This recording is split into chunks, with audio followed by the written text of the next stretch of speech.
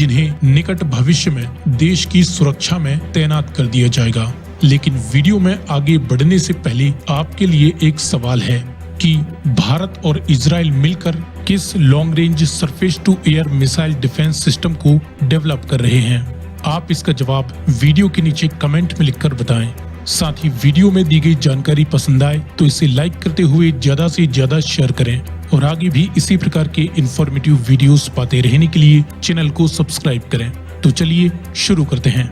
शुरुआत करते हैं नंबर 10 से।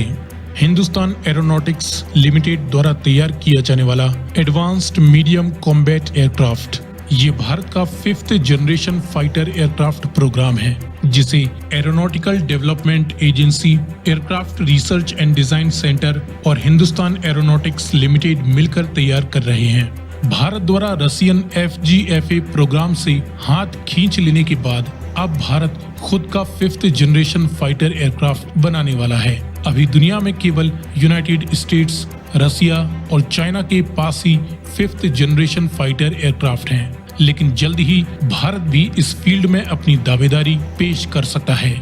इस प्रोग्राम की जानकारी काफी ज्यादा सीक्रेट है, बट इस 5th generation medium combat aircraft से जुड़े कुछ फीचर्स इस प्रकार हो सकते हैं।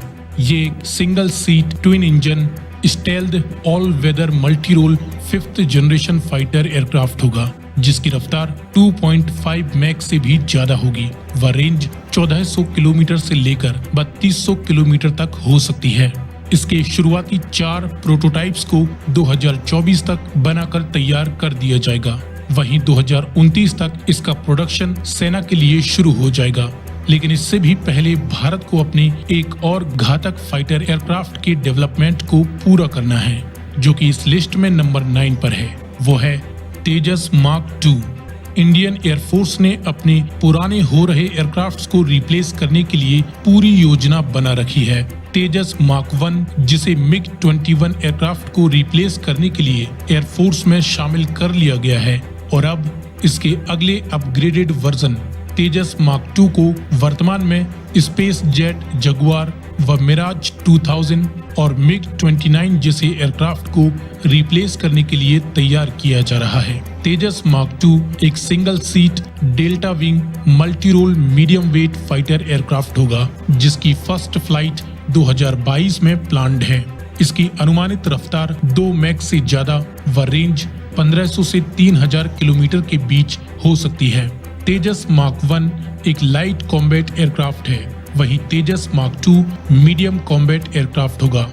इसके बाद नंबर 8, DRDO का घातक। ये एक ऑटोनोमस अनमैन्ड रिसर्च एयरक्राफ्ट है, जो कि पूरी तरह से कंप्यूटर चालित स्टेल्थ टेक्नोलॉजी से युक्त मानव रहित एरियल व्हीकल है, जिसे DRDO व इंडियन एयरफोर्स ने मिलकर तैयार किया है। इसकी design American bomber B-2 spirit से ली गई है।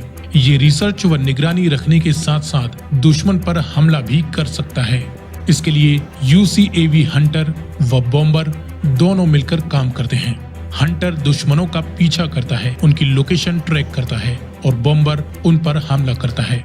ये 30,000 फीट का मीडियम एल्टीट्यूड हासिल कर सकता है व 8 से 10 टन वजनी ये मानव रहित एयरक्राफ्ट व्हीकल लगभग 300 किलोमीटर तक की रेंज कवर करेगा और दुश्मन पर हमला करने के लिए ये अपने साथ missiles, bombs, precision guided bombs आदि भी कैरी कर पाएगा। इंडियन आर्मी इस तरह के और भी कई अनमैन्ड एरियल व्हीकल्स पर काम कर रही है।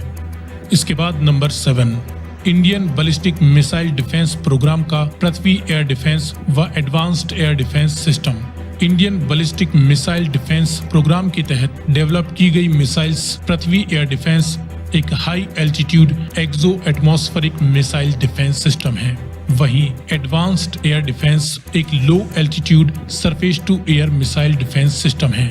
ये double tiered missile defence system Bharat को लगभग 5000 किलोमीटर की दूरी से आने वाले किसी भी तरह के मिसाइल थ्रेट से सुरक्षित करता है।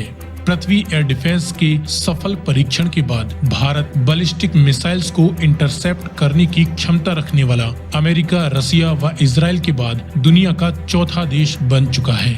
इसका पहला फेज कंप्लीट हो चुका है। जो कि गवर्नमेंट के शॉर्ट नोटिस पर ही देश के चुनिंदा शहरों की हिफाजत के लिए तैनात कर दिया जाएगा। इस प्रोग्राम की डिटेल्ड जानकारी के लिए आप टॉप 10 मिसाइल डिफेंस सिस्टम की हमारे पिछले वीडियो को देख सकते हैं, जिसका की लिंक ऊपर दिया गया है। साथ ही इसकी पृथ्वी डिफेंस व्हीकल मार्क 2 एक एंटी सैटेलाइट वेपन्स के रूप में भी टेस्ट किया जा चुका है।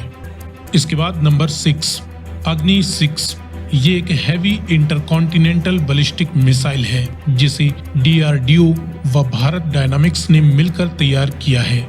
ये स्ट्रेटेजिक न्यूक्लियर अटैक मिसाइल है जो कि अपने साथ मल्टीपल वारहेड्स ले जा सकती है और उन्हें इंडिपेंडेंटली अलग अलग लोकेशंस पर टारगेट भी कर सकती है। कुछ सूत्रों की माने तो ये 20 से 40 मीटर लंबी, 2 मीटर चौड़ी व 55 से 70 हजार किलोग्राम वजनी मिसाइल 1100 से लेकर 1200 किलोमीटर तक हमला कर सकती है। इसे लैंड बेस्ड लॉन्चर व सबमरीन से भी लॉन्च किया जा सकेगा। आपको बता दें कि अग्नि 5 के सफल टेस्ट के बाद पाकिस्तान ने चिंता व्यक्त की थी। वहीं चाइना ने भारत से दोस्ती व क्षेत्र में शांति बनाए रखने की अपील की थी। इसके बाद नंबर 5 ब्रह्मोस 2।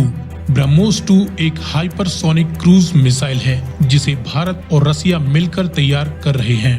इसकी ऑपरेटिंग रेंज 450 से 600 किलोमीटर बताई जाती है, जिसे 7 मैक की तेज रफ्तार के साथ जमीन, हवा, पानी कहीं से भी लॉन्च किया जा सकता है। ये दुनिया की सबसे तेज क्रूज मिसाइल है।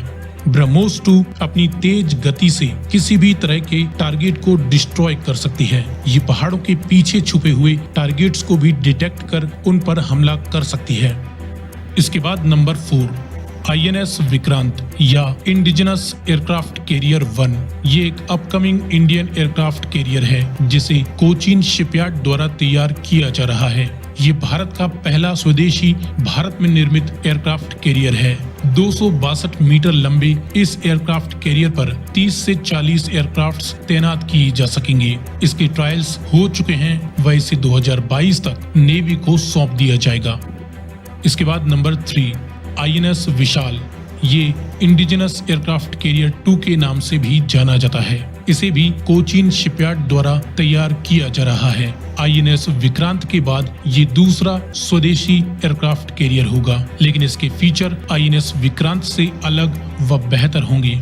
अपने नाम के समान ही ये एक विशाल एयरक्राफ्ट कैरियर होगा जिस पर 55 से भी अधिक एयरक्राफ्ट्स तैनात किए जा सकेंगे। इसे 2030 तक कमीशन किया जा सकता है। हालांकि इसकी अधिक जानकारी अभी ऑफिशियली ओपन नहीं की गई है, क्योंकि इस प्रोजेक्ट को सेना की अदर रिक्वायरमेंट्स को पूरा करने के चलते होल्ड पर रखा गया है। लेकिन जिस तरीके से चाइना अपनी